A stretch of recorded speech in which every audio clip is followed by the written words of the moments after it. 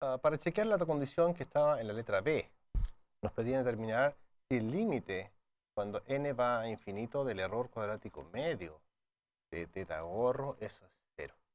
Para hacer eso necesitamos descomponer el error cuadrático medio. Es decir, ¿te acuerdas que el error cuadrático medio de un estimador no es otra cosa que la varianza de teta más el sesgo? Es decir, la esperanza de teta gorro menos teta al cuadrado.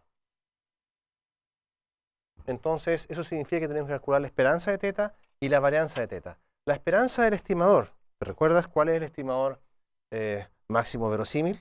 Bueno, el estimador máximo verosímil, teta, es la sumatoria de los x sub i partido por 2n. Entonces calculemos la esperanza de este estimador. La esperanza de este estimador no es otra cosa que 1 partido por 2n por la suma de la esperanza de los x sub i. Entonces, como esto es constante, ¿cuánto vale la esperanza de los x sub i en una distribución gamma? Vale 2 teta. Por lo tanto, esto es constante y eso te queda entonces 1 partido por 2n por n veces la esperanza, que es 2 teta. Entonces, si tú te das cuenta, eso se cancela y esto te queda solamente x igual a teta. Por lo tanto, el estimador máximo verosímil, en este caso, es un estimador insesgado, así es que este factor se cancela.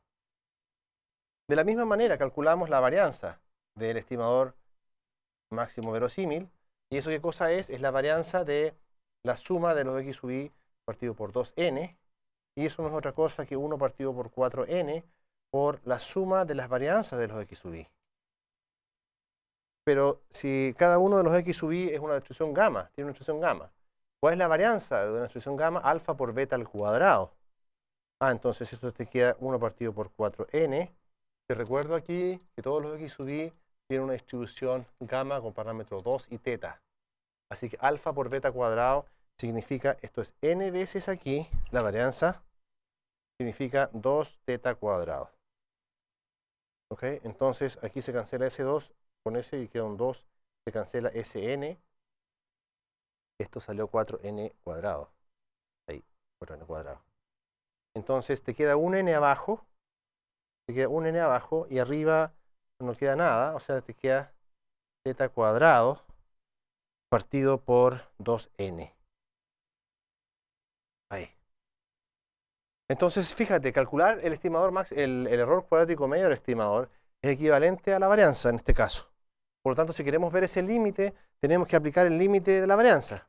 Es decir, el límite cuando n va a infinito del error cuadrático medio de teta no es otra cosa que el límite cuando n va a infinito de esto, teta cuadrado partido por 2n. Y como n crece y está en el denominador, ese límite es 0. Así que el estimador es consistente en error cuadrático medio. Así que el estimador máximo verosímil es consistente en error cuadrático medio. Y eso finaliza entonces el ejemplo. Recuerda que en este ejemplo calculamos el estimador máximo verosímil de teta, calculamos el estimador de momentos de teta y vimos la consistencia del estimador máximo verosímil verificando que ese límite de consistencia en error cuadrático medio, verificando que ese límite es igual a 0. Entonces ahora lo que voy a hacer en un segundo ejemplo es considerar un ejemplo que ya vimos, pero que dejamos una parte incompleta, y en el caso en que tú tienes una densidad en que obtuviste el estimador máximo verosímil de una manera no tradicional, sin la derivada, ¿recuerdas que entonces el teta máximo verosímil en este caso fue el promedio? O si tú quieres lo puedes escribir así como el máximo de todos los x sub i. Entonces la pregunta es, ¿cómo yo puedo ver si este estimador es insesgado? Entonces, ¿cómo saber si este estimador teta máximo verosímil es insesgado? O cómo calcular la varianza, cómo ver si es consistente en error cuadrático medio. Entonces, en ese caso, lo que tenemos que hacer es obtener la distribución del máximo para una muestra cualquiera. ¿Ya? Entonces, yo te voy a dar las indicaciones, cómo se hace esto en general, y después lo voy a hacer particularmente para la distribución uniforme. Entonces, imagínate que tú tienes x1 hasta xn, que son todas variables i y d, provenientes de una distribución f de x sub i, teta. ¿Ya? Entonces, lo que tú quieres obtener, y vamos a definir i como el máximo de todos estos x sub i. Entonces tú quieres calcular cuál es la distribución de esta variable, el máximo. Bueno, obtengamos la función de distribución, la i grande. ¿Qué es eso? Es la probabilidad de que el i sea menor o igual que i cito. ¿Pero qué significa que i sea más grande que i? Significa que todas las variables x sub i son más grandes que ese i chiquitito, porque este es el máximo. Si el máximo es más grande que algo, todas son más grandes que algo. Por lo tanto, esa es la probabilidad de que x1 sea menor o igual que i, que x2 sea menor o igual que i, hasta xn. Todas son menores o iguales que i. Pero como todas estas variables son independientes, ¿te das cuenta?